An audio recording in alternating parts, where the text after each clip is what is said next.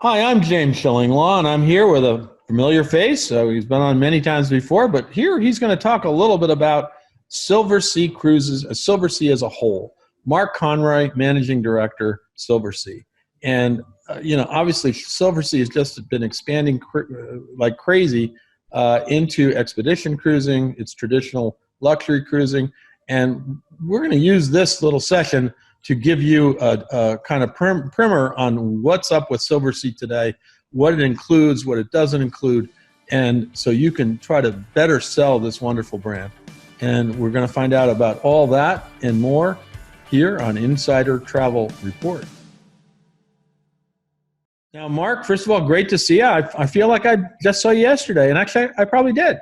Yes, it was great. Great trip to Vienna. We had a great trip to Vienna. And my first trip to Europe, by the way, since COVID, so it was spectacular in more than one way. Well, hopefully first of many.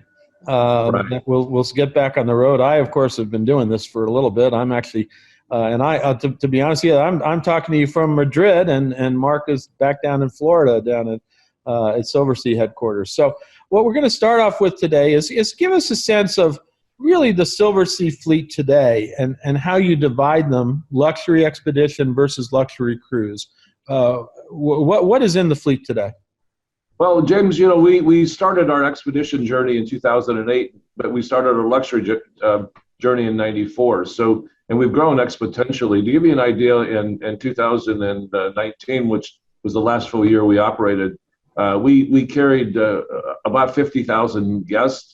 Mm-hmm. Did about $500 million in sales, and about a third of that was our expedition business, and 2/3 was our classic business. We've currently got 8, 9, soon to be 10 ships in the fleet.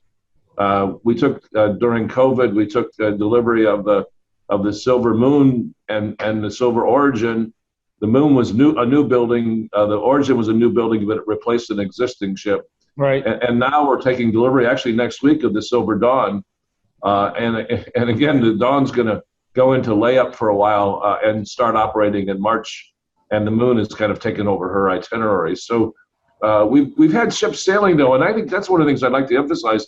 Really, since early June, we've run almost 50 departures. And I think a lot of people don't realize that there's so much cruise activity going on. And the beauty of the 50 departures, we're requiring 100% of the guests to be vaccinated, and the crew is vaccinated, and those 50 cruises carried somewhere between 10 and 12,000 guests. We've had 4 cases of COVID, so it shows two things: the idea following the science and the idea of 100% vaccinated really works, and then the protocols that we have also really work, because we were able to detect actually 4 people that had it who had no symptoms other than a light fever. So the great news is we were able to get them home safely without any hassle, and we were able to continue on the cruise. So I think I'd like to have every travel advisor in the country remind their customers that there are cruise lines that are operating. Over 1 million people have sailed, I think almost 2 million since April. And the cases of COVID are much lower than they are on land. And, yeah. Richard Fain always says that, we can't guarantee that you may not get exposed to COVID on a cruise, but we can make it so that you're at least as safe, and probably safer than you are at home, because everybody around you is vaccinated, and we got these great protocols. So I'm really excited about that. But enough about COVID. Yeah, really, this seems the topic du jour. And yes, I remember you telling me this when we were both at this conference earlier, that I think you only had 4 cases, and if I remember, there were 4 cases that never actually even got on the ship because they tested positive before, and you didn't get them on. But it's amazing, and I think every travel advisor out there has got to tell their clients the safest place you can be right now is on a cruise ship, because the crew is vaccinated, the passengers are vaccinated. Is something going to happen? Always potential. But, this is a thing we have to live with. But, boy, I feel much safer on a cruise ship today than I would even, a hotel or walking around. I mean, to be honest with you. When you first started, you started in Greece. And, boy, it was pretty easy. I got to tell you, it was great to go to Greece. And you made Silver Moon made its debut out there, and it's still sailing out there, I believe, right? Yeah, until the end of the month, and then it's actually coming to Fort Lauderdale on on December 2nd. So we're really excited to show her off to the local market. She's doing a couple Panama Canal cruises with a twist down to Lima and back, and then does a round South America cruise. And then Silver Spirits do over in about December 9th, and then the Silver Whisper starts in November, and of course is doing the World Cruise. So by the end of this year, we'll have, we currently got 5 ships in operation, and by the end of this year, the Cloud and the Explorer both go into Antarctica for an entire season from November onwards, all the way through the end of March. And then the Wind will start her season in the Arctic in early June. And so we'll have 3, plus the Origin is operating right now in the Galapagos. Right. So we'll have all 4 of our expedition ships operating. And basically, I think by April 1st, the entire fleet will be back in service. That's our plan. And then, of course, on top of that, we've got to take delivery of a couple more vessels. Well, I was going to ask you about that, because Silver Dawn's coming out, but you've got more to come, right? Yeah, we're building 2 ships at Meyerwerft in Germany, and they're very unique ships. Will be probably the most ecologically friendly ships afloat. They'll be in that 600 to 700 guest range, all suites, all balconies, but a lot of special features that, if I tell you, Barbara will kill me, so I can't. So, you just tell me now, and we won't tell Barbara you said anything. Sure. But then all of my 92,000 readers will all know, and then maybe they'll tell her. We'll see what happens. Yeah, there you go. And so by the end of 23, early 24, we'll have more than doubled our space. We hope in 23, 24 to carry about 150,000 guests and be about a $1.5 billion company, of which about 65% of those people come from the Americas, Canada, the US, and South America. So we're by far the biggest market. We are the most international luxury brand, though. The other portion, 40 to 35%, come from other destinations, primarily the UK and Australia, followed by Europe and the rest of the world. But we are a very international company and will continue to be so. The beauty of our brand is, though, at any given time, roughly 60% of the people on board are past passengers. They've sailed with us before. And so that means I only have to find 40% of 150,000 customers. So it doesn't make the task any less daunting, but we still have a lot of growth. And it's great news for our advisor partners, because beginning as large as we have, it's allowing us to do more promotion. Later on, I'm going to ask you to show everybody our new television advertising. Yeah, we're going to close out with that commercial, which is pretty impressive, I got to tell you. I saw a copy. Yeah, so we're very excited, because we already visit 900 destinations, and with this extra capacity, we'll have the ability to help drive customers into advisors' offices and go from there. And being part of the Royal Caribbean Group has really helped, and particularly during COVID. Again, we keep going back to COVID because I guess it's on our mind, but we paid commission on $100 million worth of cruises that we canceled as part of our partnership with the travel agency industry. So what happened in our case, if it was fully paid and we canceled the cruise, the advisor got their commission. That's great. And then on top of that, if the customer didn't take an FCC, when the customer rebooks, but either with or without an FCC, the advisor gets their commission again. So we've paid out quite a bit of money on cruises that haven't operated as an investment in our partnership with our travel advisors, because we need them desperately.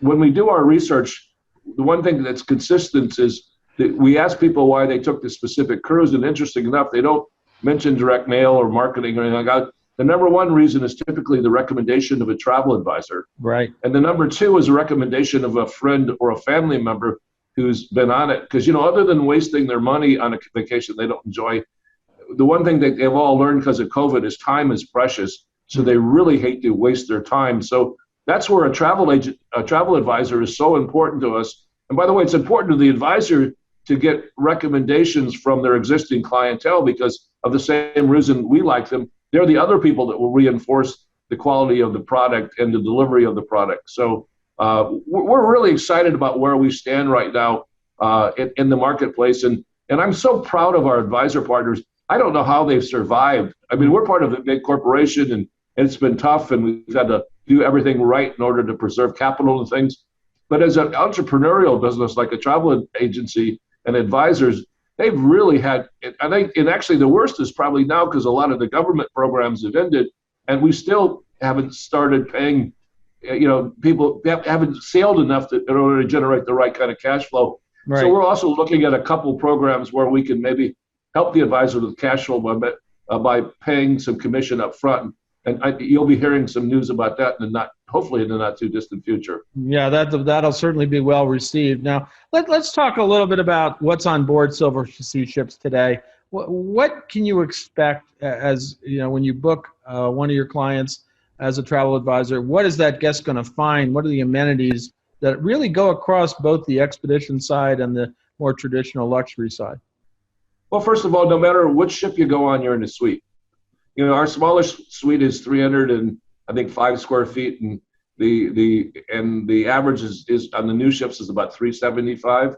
And of course, we have suites that are as much as 2,000 square feet. But so every accommodation, whether it's our 100 guest 50 suite Silver Origin or one of our larger ships at 596, they're all suites. So that's the first place. And I think it's important. In the old days, people didn't spend much time in their suites, but particularly on some of these extended cruises we take, people enjoy the suite, and it works for there. And then, of course, we have butlers in every suite. And, people always ask me what a butler does, and it's pretty much up to you. And as long as it's legal, they'll probably do it for you. So that's important. But we have this magical staff. Right now, if you've stayed in hotels, particularly in the United States, more so, I think, than in Europe, the hotels are full, but they're having trouble getting staff. And so there's an issue with service. And you're not going to find that on any cruise ship right now because, as you know, for instance, at Silversea, I think the average tenure of one of our crew members is over 10 years. So they've committed themselves as their career to working for us. And we have a lot of folks that work for us when the company started, and they're still here, although they're almost the same age as I am. So, but there's a real commitment. And we bring the entire crew back at once, which means even though we are only running probably 50 to 70% occupancy, we're 100% staffed. And to give you an idea, our ratio of crew on average in the fleet is there's one crew member for every 1.4 guests. Wow. So we've got a great crew and great experienced crew, very committed crew, and they're really our secret weapon. And so the people that have been getting on the ships, not only are they thrilled to be able to travel again, but they're delighted by the level of service because the crew has just got these big smiles on their face. And to give you an idea how much our customers value the crew, a group of our past passengers, the World Cruise customers, put together a GoFundMe page and actually raised $250,000 to help crew members that were suffering due to the fact that they'd been laid off for a period. And of course, we matched it. So that's how many times do you hear about somebody doing that for a hotel crew that they might see once a year or something like that? It's a real tribute to who the crew are. So I think that, so first of all suites, amazing crew, including butlers in every suite. The third one is obviously the size of the ships. They're not too big, right? And they're not too small. They're big enough to be seaworthy and be able to sail pretty quickly, but they're also small enough to be able to get into these smaller ports. And also just not be part of a big crowd. I mean, some people love to go, and our sister companies are great. They have an amazing product for 5,000 or 6,000 people, and they have guest satisfaction ratings that are very similar to ours. But those are for people that really want to do that kind of experience.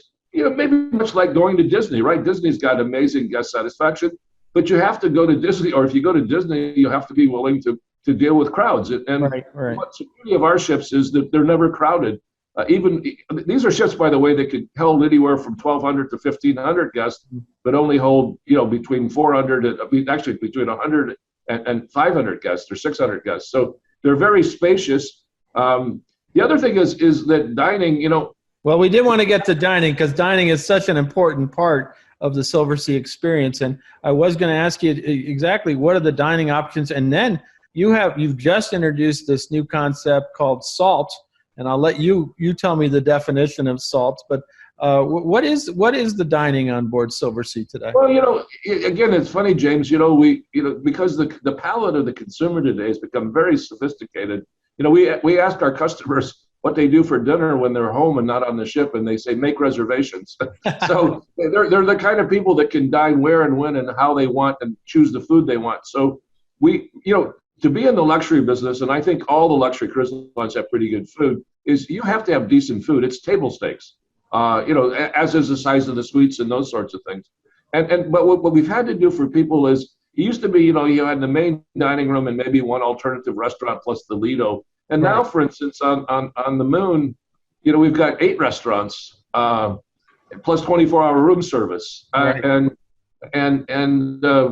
if you count the Arts Cafe, we actually got 9 restaurants because you can make a full meal in the Arts Cafe. So we've got all these different dining venues, and actually on the ship, which only holds 596, we actually have 1,200 seats in the different venues.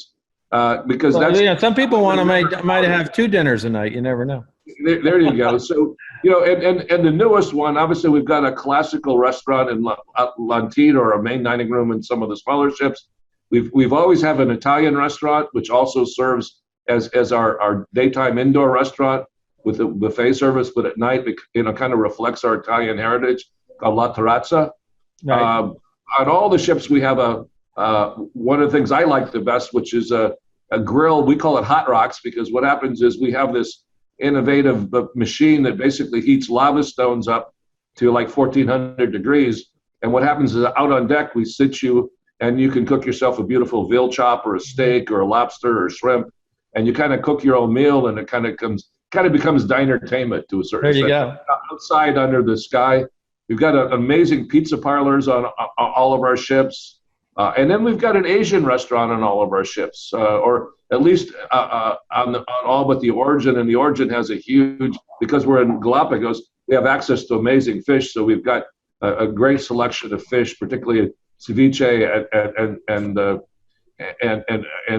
and other fish. So there's always an Asian option on all of our ships. Plus, our main dining room, which is kind of classic. And then we've come up with this idea of salt, which is on the Moon now, and will be on the Dawn, which is where the menu will change based on the destination we're sailing in. So, for instance, this spring, summer, fall, we've been in the Greek islands and serving not only just Greek food in general, but food from Santorini and from Cyprus and the different islands that we're visiting. Because in that area, it's amazing how diverse the palette is based on which way the island faces, how much rain they get, and everything else.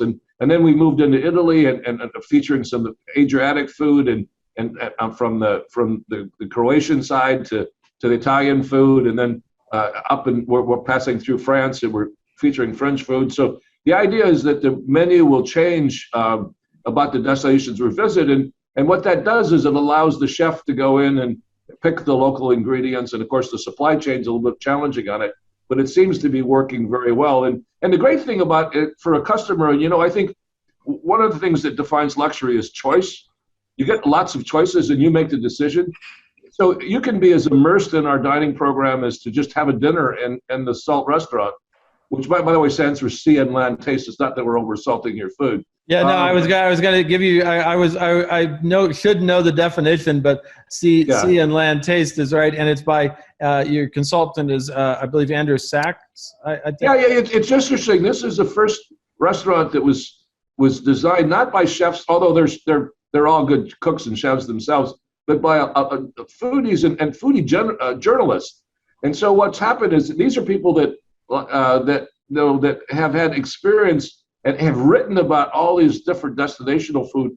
And they've really helped us along, obviously working with our chefs, to put together some amazing menus. And I think it's a kind of a broken mold thing. It's changed things drastically. So you could just dine there and enjoy the food. If you want, you could take a shore excursion and go out with a chef, and either go out with a chef and go shopping, or actually take an excursion and go have a local meal somewhere in a spot that you would normally not have a chance to, in a farmhouse, in a restaurant up in the mountains that it's only usually visited by local folks. And then if you really want to get your hands involved, we actually have a thing called Salt Lab on board, which is a place where you can actually execute some of the recipes and have the chef explain to you why they use the ingredients they use. And then last but not least, and one of my favorite places is the Salt Bar, where we feature a lot of different wines and liqueurs from the destinations we visit. So it's got its own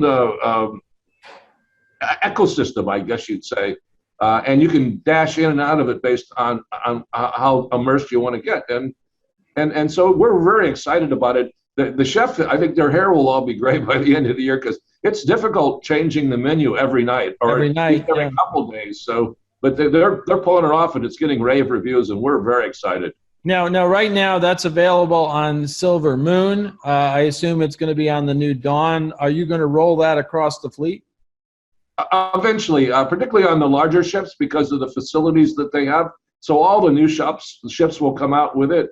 It becomes a little bit more challenging when you're dealing with the smaller ships, where we have 4 venues. But what we think we'll probably end up doing is kind of combining it during the daytime, at least, with La Terrazza, so that we'll be featuring, and the main dining room probably too. Right. So, but we're still working on that. But it was something that we needed to test, and the great news, the test worked. And by the way, on the smaller ships, the Wind and the Cloud, which are expedition now, but the Whisper and the Shadow, we already have a lot of local fare because the ships are only 380 guests. Right. And so we do some of the stuff that it's kind of where this is something that just didn't. I mean, it's evolved. I think Barbara and the marketing team have created it, but it's kind of evolved from what we've always wanted to be. So, for instance, as you know, in La Terrazza, we make all of our own pasta because our executive chef said he got tired of everybody complaining that the pasta wasn't as good as they got at home. So he went out and bought the flour and did all that. So all of our pastas are made on board. All of our breads are made on board. So, foods, maybe just to wrap up on food, it's table stakes, and that's really important. So, and then last but not least is destination. People go on cruises to see places. And the beauty of going on a smaller ship is your ability to interact with a smaller group of local folks. We don't overwhelm cities like, we can pull in Monaco and they don't even know we're there. Or even places like Portofino. We don't overwhelm the place, and they're excited about having our guests get there, because not only are they great guests, but they're also people that tend to spend more money than the average traveler does. So I think destination is the last but not least. And of course, with expedition, we changed the whole game in the expedition market. Before we got into it, there was 1 or 2 operators, and they were on ships that were usually former fishing boats or research ships, sometimes Russian spy ships. And you were in a ship that was as old as you were, that had small cabins, sometimes bunk beds, and sometimes even facilities down the hall. And then Conrad, along with our former owner Manfredi, came up with this idea: what if you got this authentic expedition experience, which everybody loved, even on the old ships? What if you did that and did it on a new ship, where you give them this wonderful destinational experience, a trip of a lifetime, and then they get back aboard and they have a big suite, and they got great food, and they have a butler, and it's been a home run. And the result of that, actually, is you've seen a lot of people follow us into the marketplace, trying to launch their own new version of what Silverseas has been doing since 2008. No, absolutely. Now, one of the other new concepts, in addition to salt, you just introduced a new wellness concept. I believe it's called Otium, although it's, I think, spelled Otivm in the Roman way. What is, and I believe that's also on Silver Moon. What is this new wellness concept? We actually had a writer that went on it after we experienced salt. But what is this new wellness concept? Well, it's actually something that's geared for guys like you and I. Because what happens is, I like a great sauna massage, but I also like to have a glass of champagne and maybe a nice lunch and so the whole idea of this is that it creates a spa experience that you don't have to sweat so much. I don't know what easier way of saying it, but it's a luxury. When it dates back to, the reason it's Otium is it dates back to the Roman periods, where the Romans, they did massages, they did steam, they did all those things, they did wellness things, but they also indulged themselves with caviar and champagne, and that's kind of what it is. It's kind of an indulgence on taking care of yourself and maybe exercising and getting the treatments and all those things, but also, while you're having your nails done, or while you're having your hair done, or after your massage, maybe to have a or after your plunge into the pool to have a nice snack of caviar or some champagne or get a massage in your room and afterwards watch TV and have some scented popcorn. It's just little. Yeah, those, as you said, that's our kind of spa experience, Mark. Yeah, exactly. No, it's a great one, and it's new. It's new on Silversea. Now, one of the things I wanted to talk with you about is what is included on Silversea ships today in the price. You actually have some new things that you recently included, like transfers and I believe limo rides, things like this. What are some of these new inclusions? And for all those, it's almost easier to say what's not included. Yeah, that's what I was going to say. What is not included? So what's not included is the spa treatments. Although a lot of advisors, or we have some shipboard credits we provide people. We get a tissue here. My nose is running. Obviously, spa, casino, gift shop, and then we include shore excursions in every port starting in April. On Expedition, we include everything, because everything's done in-house using primarily Zodiacs. But on our classic fleet, starting in April, we'll be including excursions, actually on the World Cruising too. And there'll be a selection of excursions in every port that are included. And for those excursions that were more expensive before, like a private car and driver needed a boat or a plane, right? We also sell those, but we sell them at a subsidized rate, so the guests can enjoy them. And of course, it works for us because if you're not taking our included excursions, or I like to say free excursions, we're saving money. So we add that towards what it would have cost to buy the car and driver or whatever. So, and it makes sense for us because there's no sense of taking your destination and not getting you to go see it. And by the way, these aren't just the city tour in Monaco or that. These are real, honest to God tours that we used to sell primarily for about less than somewhere between $100 and $200 per person. So they're real tours, and we're trying to really make it so that it's an experience, because at the end of the day, we're all about the 900 destinations we visit. And then, as you mentioned before, all of our cruises, including Coach Air, and we have amazing offers for a business class add-on.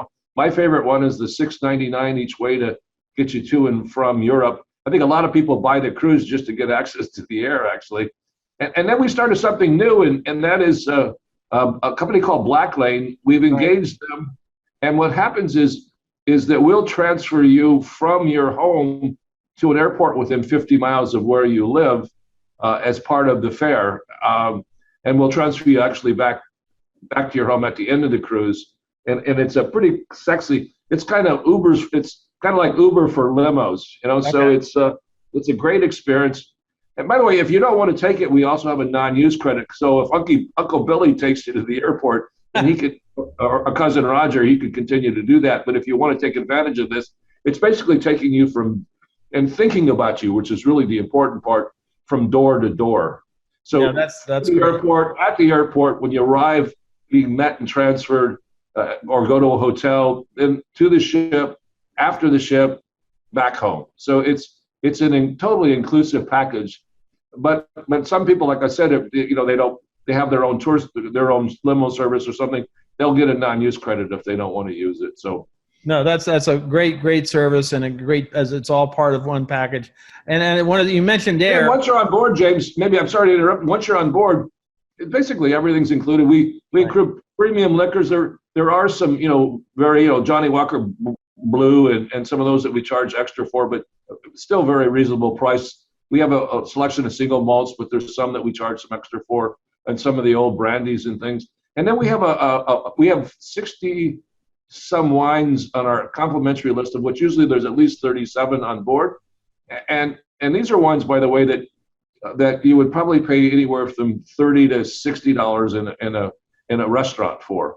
Wow. But there is a vintage list, and the beauty of the vintage list is we pretty much charge you on the vintage list probably at or less than you'd have paid if you bought it in a liquor store, which means it's great value. So a lot of people take advantage of our vintage list because it's so well priced, and it's one place they can spend a little bit of money. We don't include La Dame. There's a charge for that. We quite frankly we do it to really. We do it kind of to more the control capacity than anything else, and the same with Katsaki, our Japanese restaurant. But other than that, everything pretty much is included, the gratuities for the staff, like I said, shore excursions, just pretty much, if you're taking the World Cruise, it actually includes the visas and all that stuff, which is difficult to get. And actually during that cruise, because of the age of our customers and the fact that she goes everywhere, any of the onboard services when it comes to medicals, not your daily prescriptions, but if something happens and you have to be treated by the doctor, you've caught a cold or you've cut yourself, that's included also. So we're trying to be as inclusive as possible so that, the old joke is that there is a reason why most cruise lines or hotels slide that bill under your door late at night, is they don't want to hear the scream when you look at it. And in some cruises, as you know, it costs more to get off the ship than it did to get on. So yeah, I know. Remember those? We remember those days, I tell you. But what I wanted to interject when you were talking about air, you actually have a new air service that I learned about almost a year ago, well before COVID, where you are actually going to be taking guests can fly from down in Argentina, or I guess it's from Argentina or Chile, and you fly to Antarctica, so you miss the whole Drake Passage. That was an incredible service, right? Yeah, it's called the Antarctic Bridge, and what happens is that one of the challenges we fixed, not only the Drake Passage itself, which takes 2 days going and 2 days coming back, a little bit less than that actually with the cloud and the wind because they're faster, but a typical expedition ship takes more than 40 hours to cross the Drake. Right. But the other issue is it requires the cruise to be at least 10 or 11 days long, and sometimes 14 or 15. And so for that customer that doesn't want to take the time, we could actually get you to and from Antarctica in 6 days. You see the same amount that you would in the 10 or 11-day cruise, and you can have your entire vacation be around 11 because you need a day to fly down to Chile and then connect down to Port William or Punta Arenas, and then on the ship for 6 days, and then back home the next night. But instead of having to take basically more than 2, almost 3 weeks to take an Antarctic cruise, you can take it in 10 to 11 days, which one of the things that we're seeing with our customers, there's two, other than not having enough, they all have a lot of money. It's having the time to spend, and particularly those that are still engaged in working, that 3-week vacation at one time is a difficult thing for them to do. And so it's very appealing to that segment of the market. Plus those that are concerned about the Drake Passage. The Drake Passage can be the Drake Lake, or it can be the Drake Passage. So it depends on how the weather's going. But it's an exciting program, and we've customized these 2 private jets. They normally hold 100 people. They hold 70 people each. And the coolest thing about them is they're painted like penguins. Oh, really? Well, you got to fit in, I guess. You want to. Yeah. The cool thing is you land in Antarctica on King George Island, and you walk down to the ship and get on the ship and go. So you're already geared out and ready to go when you walk off the ship. So you don't waste a lot of time.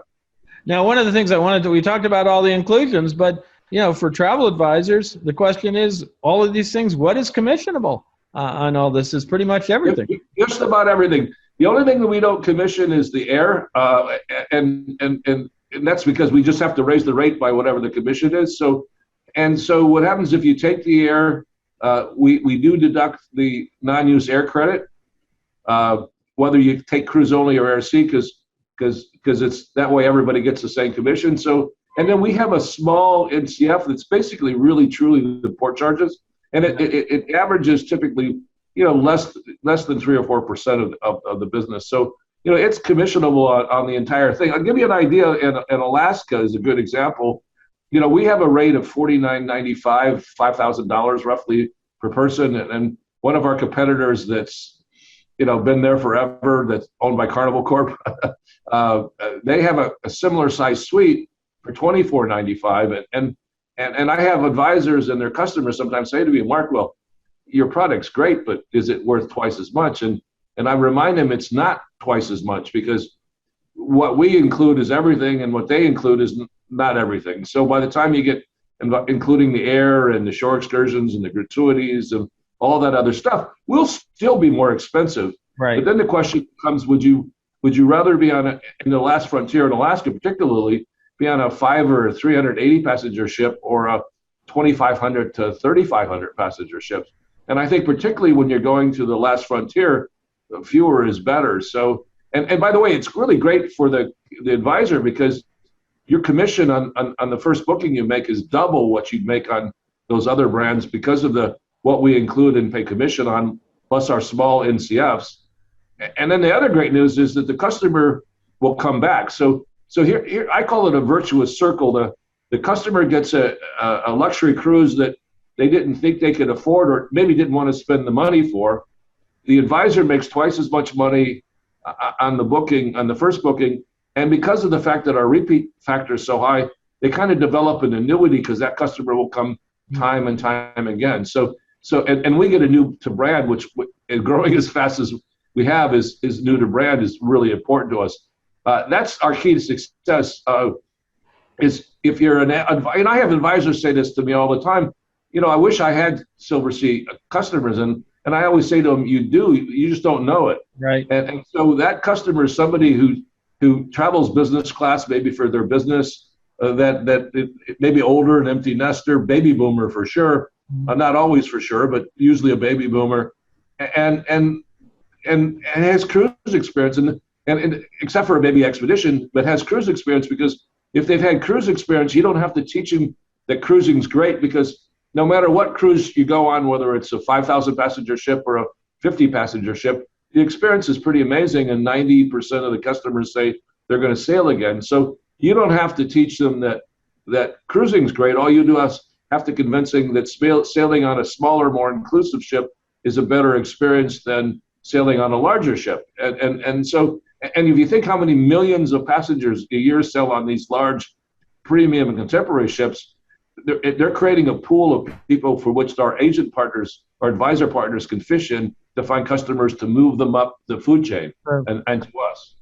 No, that's amazing. And it is really a great deal for travel advisors. And I know when I've seen you speaking before groups of advisors, and they really react positively to this message. I want to close before we show this it's a movie really about Silversea. But before we do that, I want to touch on a topic that I know is near and dear to your heart: world cruises. Now, what are the world cruises coming up for 22 and 23 on Silversea? Well, 22 has been a little tricky because we've had to get borders open. So, right. We have a world cruise that actually goes down through Panama, goes to Chile, Peru, Argentina, and then goes down to Antarctica and crosses to South Africa. And we're going to run it. The great news is, little by little, our team has gone to Chile and convinced them to. Because what happens is all these countries are open to travelers that fly in, but because of the bad press we got in the beginning when COVID first started, they've specifically banned people arriving via cruise ship, which doesn't make any sense to kick a 747 full of partially vaccinated tourists, or you take a 380 passenger ship that everybody's vaccinated, including the guests. So we've had to sit down and explain to them our protocols and why it's the right thing to do. And so Chile said yes. Then once Chile said yes, Argentina said yes. Right. And of course, once Argentina said yes, Brazil said yes. Antarctica, the penguins don't care. So, and then in South Africa, we had to do the same thing. And again, the logic, because the cruise industry got, unfortunately, I think unfairly, a bad rap, because none of us knew what was happening. But because of the fact that we've all set up these protocols that we're all requiring some form of vaccination, it's again safer than it is just flying somewhere and being in a destination. I always joke here in Florida where we have no mask rules or anything. I don't know if my favorite waiter in my favorite restaurant's been vaccinated. And by the way, he's still wearing the same mask that he was wearing when COVID began, and I don't think he's ever washed it. So no, I have a feeling that's probably pretty dangerous. Yeah. And I've been triple vaccinated, so I'm pretty comfortable that even if I got exposed, that I'm going to be okay by it. So it's been a hard thing to do. So 22 is in the box, and we have a lot of people waiting. We had to cancel the Expedition World Cruise because it went to so many of these small destinations that we could not count on being open. Mm-hmm. And it broke my heart because we had $35 million worth of cruises. Wow. It was a pole-to-pole cruise. So, right. And then in 23, we've got an interesting cruise that begins and ends in the United States, and it's full, basically. It's got a few cabins on the segment, but it's It's almost totally full of full cruisers. And then 24, we launched a round trip San Francisco kind of Pacific Rim trip as a world cruise. And the cool thing about that is that it actually is going to go to Japan during cherry blossom season, and then end up going up to the Russian Far East, and then Alaska. A lot of our world cruise customers reminded me, because of the seasonality, they've never been to Alaska. So what we did is we're starting this cruise almost a month later than normal in order for us to end the cruise up by passing through Alaska and the Pacific Northwest. So, and that's pretty well sold out. And then we'll probably launch 25 before the end of the year. Really? And we'll probably launch it on maybe one of our larger, our Moon or Muse class ships, because right now it's a shame to have it full and a wait list when you can fill it. And the beauty of these bigger ships is they've got a lot more of the big suites, and that's what sells out first. Plus, they've got a lot of entertainment venues. So Sure. We're still weighing that case, but I think that will probably be the case. So, and then we're having another Expedition World Cruise. Again, we're going to try to pull it off, a pole-to-pole cruise. As you know, our sister company, Royal, just announced the World Cruise. And I saw that. according to everything I've seen, they've had a home run, 75% sold on a big ship. So I think there's world, at every level, there's a customer, a world cruise for somebody who's been successful, is retiring from whatever field they're in, and ready to take that trip of a lifetime in some cases. And that's what we get. We got people that travel all the time, and then we get a lot of people that's a trip of a lifetime, right? Where they've retired, their kids have all graduated from college, some 70th anniversary, 60th anniversary, 70th birthday, etc. So there is a broad market for that. And the boomers generation that's going to ultimately be wealthier than the boomers are their kids, because right. The boomers, not only have they made a lot of money and they are spending it, thank God, but they also have saved a lot, so that the next generation is going to inherit quite a bit of money too. So overall, from an economic perspective, foreseeing things like COVID and issues with the stock market, we're very bullish on cruising overall, but particularly in the luxury segment. No, absolutely. And I know you've been a fan and really promoted world cruises very well over the years. And it seems to be coming into its own. A lot of companies, not just yours, are reporting sold out world cruise seasons for the future. Now, I wanted to close. By the way, James, the first world cruise I was ever responsible for was at Royal Viking Line in 1982. So I guess you got a little experience with that. That's right. Yeah, exactly.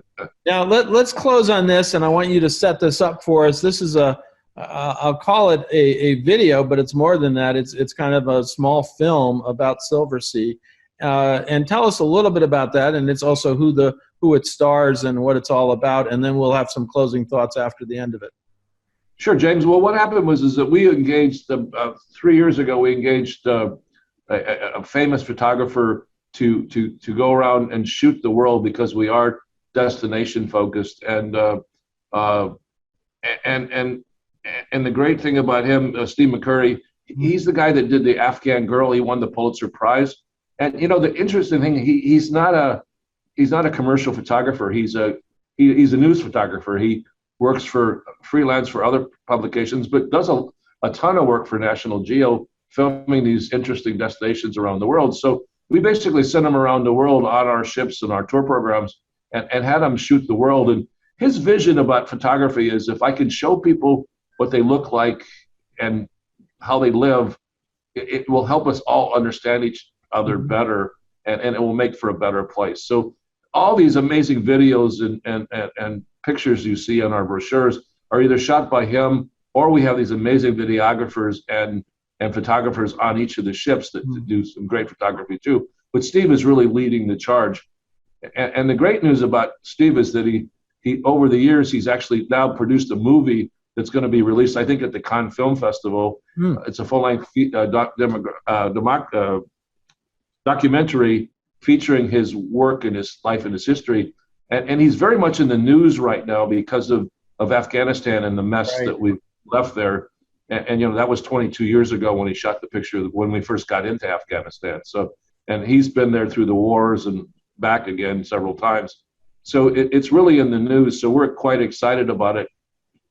And the thought process for this is that the world is reopening. It's been closed. And, you know, and one of the challenges I think we all face, and I know you and I've talked about this, is that if you're of a certain age, I think if COVID's done two things, it's made you not take things for granted any longer. Like I used to take for granted my ability to travel everywhere in the world.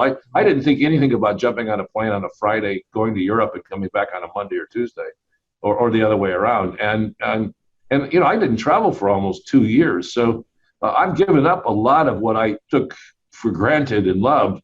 And the other thing that kind of makes you think is about, well, you know, the rest of my life's not quite as long as the life I've already led. So I better take advantage of the opportunity to travel and travel. So the whole theme of this video is we have a 30-second commercial and a 1-minute commercial, is to talk about the world's reopen the world to yourself, and that the most important things in the world aren't things, but they're experiences and people and destinations. So it tells a story much better than I can. I think you'll agree. And what travel advisors will like about it, and by the way, they can get this off our website or our YouTube page, is that there's no, at the end of it, call 800 or silversea.com. It just says Silversea. Right. And so advisors can use it any way they like. And as you know, every speech I give, and unfortunately you've had to listen to a lot of speeches that I've given, I always pepper the speech with short videos. And because they tell a great story much better than any speaker can. And then I beg every advisor in the room to take 10 customers they haven't talked to in a while, click on the URL of that video, copy paste it into an email and say, I saw this video and I thought of you. Give me a call. Yeah. And I guarantee them that they'll get a call back, at least one. And when they do that, send it to 10 more. Yeah. Because for a couple of reasons. Number one, it's a way to stay in touch. And people say, well, I'm a little bit afraid of bothering my customer right now. I said, this is the time to talk to your guest, because trust me, your customer is somebody else's prospect. So if you're not talking to them, I guarantee you somebody else is. So please take that away as an idea. And I think that Steve tells the story much better than I do. And we're quite excited that we'll be able, hopefully this commercial will drive those customers into our travel advisors' offices and make sure that 22 and particularly 23 and beyond is a success for all of us. Well, let's take a look at this video right now, and then we'll have a few closing thoughts at the end. To all of you who have been yearning to travel, I'd like to say just one thing. It's time. It's time to go to the edges of the world and see that there is no end to discovery. It's time to go out and seek those hidden treasures.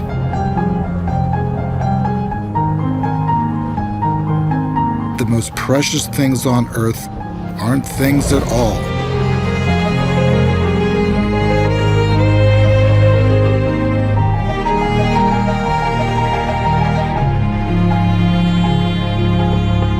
The world is reopening. Open up to the world. Mr. McCurry, we're about to leave port. Would you please have this sent for me before we go? Certainly, sir.